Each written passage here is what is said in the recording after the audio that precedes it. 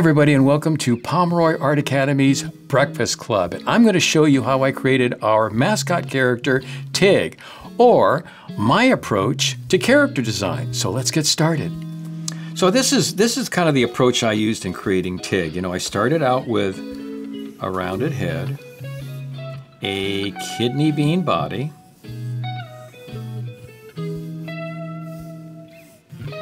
and tapering tubular legs.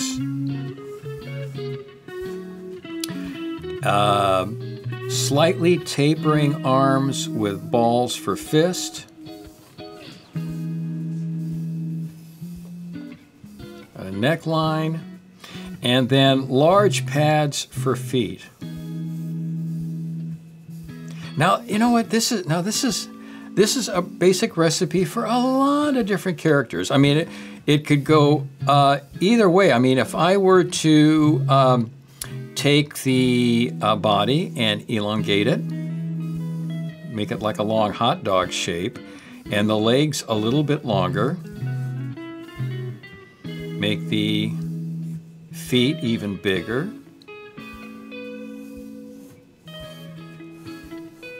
arms long tubular shapes, long neck. I mean, you'd have the makings of a lot of different characters. I mean, this is a format that seems to work really well with animation. Finding my eye line. Now, it's interesting because I could have gone, I think the head was a little bit bigger when my first impression of Tig. The nose sits right on the eye line. And there's his little fist. If you open up his hand, he's got cute little fingers, but they're like little claws.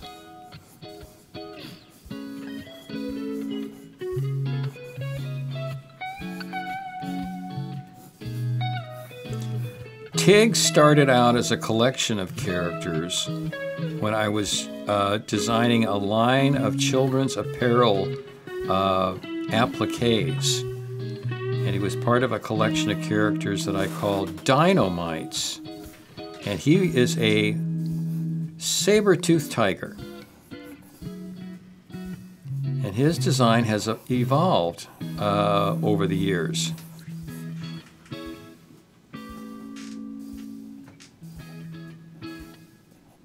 He's kind of a, you know, he's got a little bit of sass to him.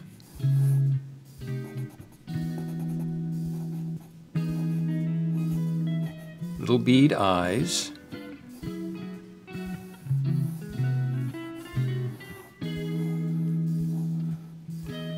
He's got an upper mask part to his head.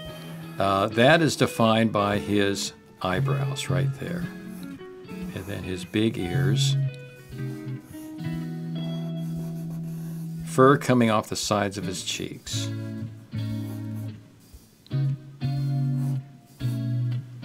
And then a nice big crop of hair right in the center of the top part of his hair, of his head. And then he's got whiskers, cat-like whiskers.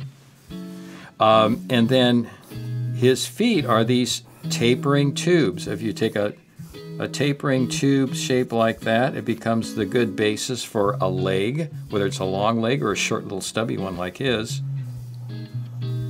And these large pads that serve really great for a basis for a foot. There's his little claws, his nails, the other foot.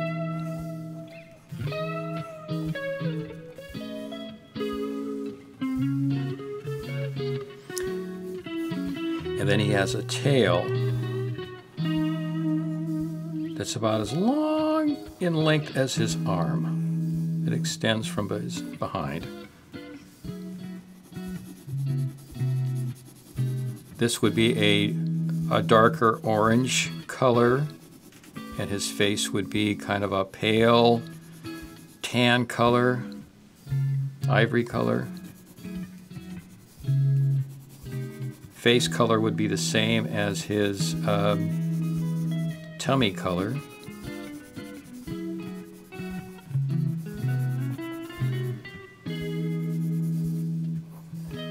So this is kind of a basic recipe for a lot of different characters. And you can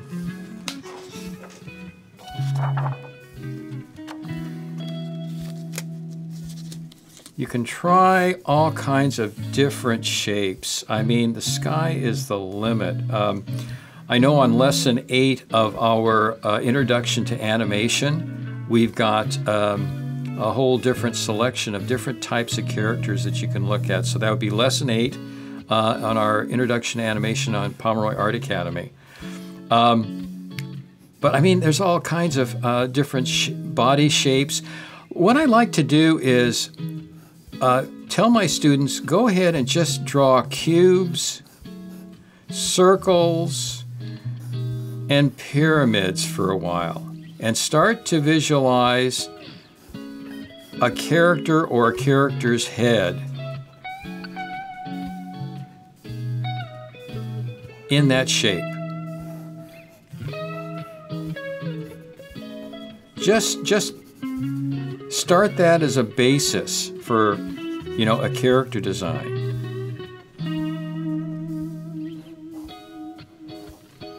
I had a student the other day showed me a mouse drawing, and I took it and I said, why don't you turn the triangle on its side and do something like this with great big bead eyes and a little snout and a cute little mouth.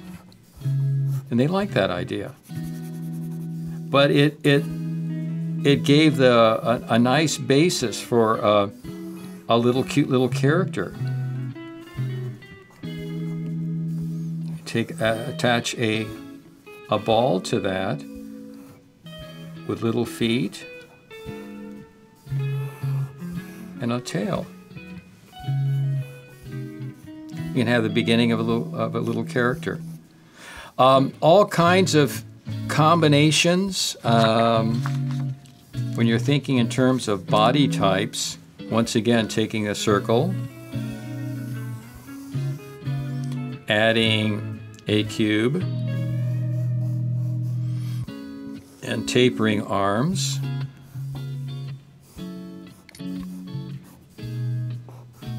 little feet, bow tie,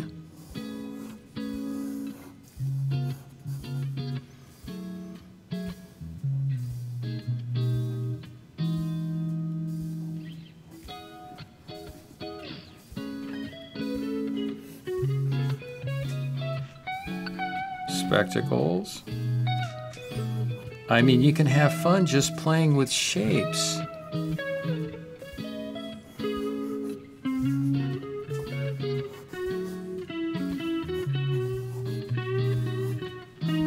You can start to create a whole community of characters. What I like to do also, I wish I would have done it with this character to describe it, but if I was to go back, most of my characters I start out with the largest shape, and then I start to subdivide it. The largest shape first, medium shapes next, smallest shapes last.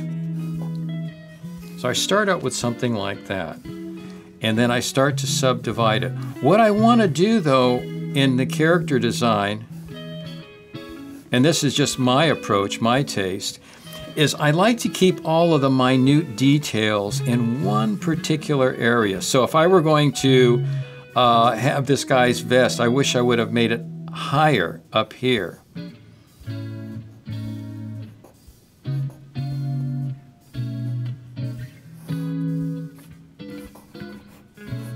And you have a massive amount of wide open space with a lot of detail up here to take your eye up to his face.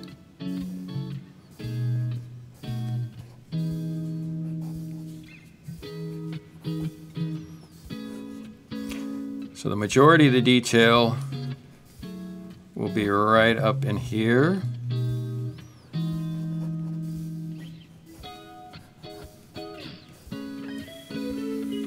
And large areas that are opened up. And that's just you know, one little thing that I like doing in my designs.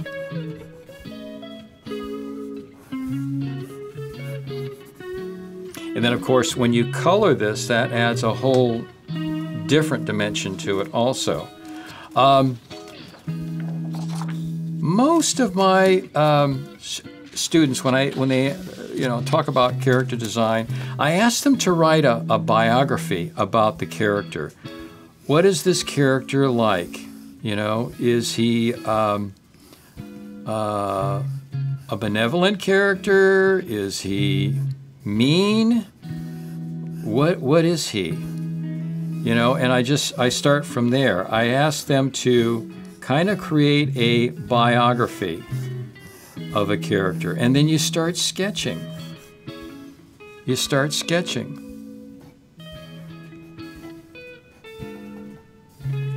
And then ideas start to come to you.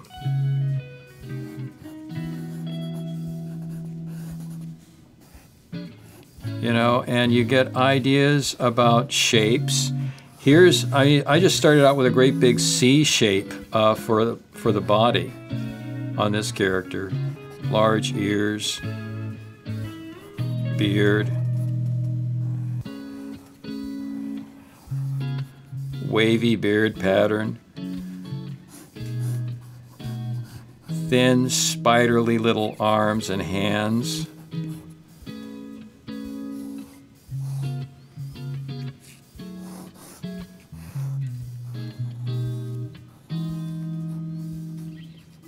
Trying to create a character who looks like he's a miser.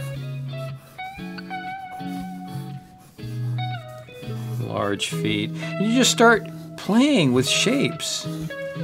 You know, maybe he's got, you know, a hump on his back.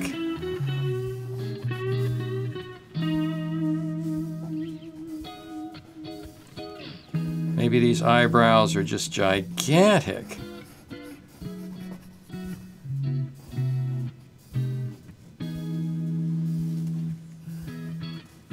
You take that face and see it front on and see how that informs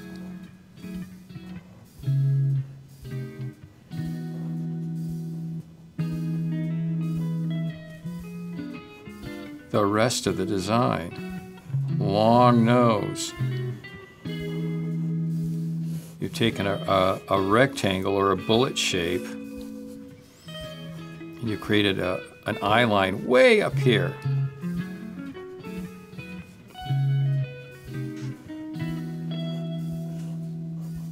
And a mouth way down here.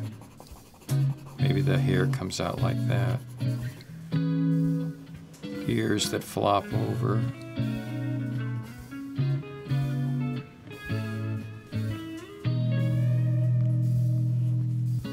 Those are all kinds of fun possibilities with just playing with shapes.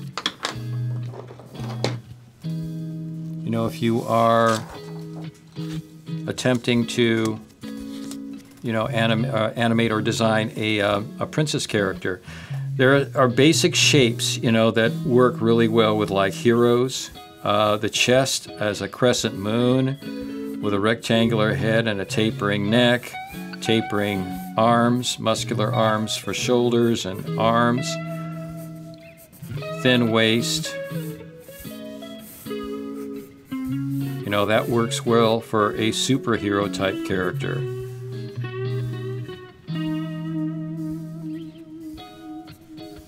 For a female character, you know, the hourglass.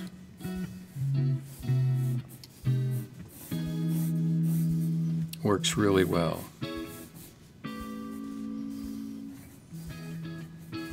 Flowing hair.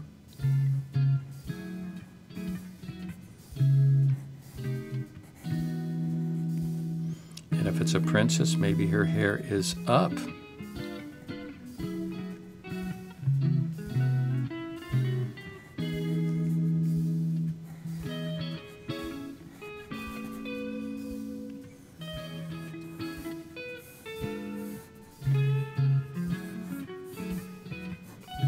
large flowing dress. So you just play with shapes, and then things start coming to you. And just remember, triangle, circle, cube, rectangle, tubular shapes, heart shapes. Just start making a whole vocabulary of basic shapes that you can turn into some fun characters. So I hope that helped you with your approach to character design. Thanks for watching. I look forward to seeing you next week on Pomeroy Art Academy's Breakfast Club. Bye-bye.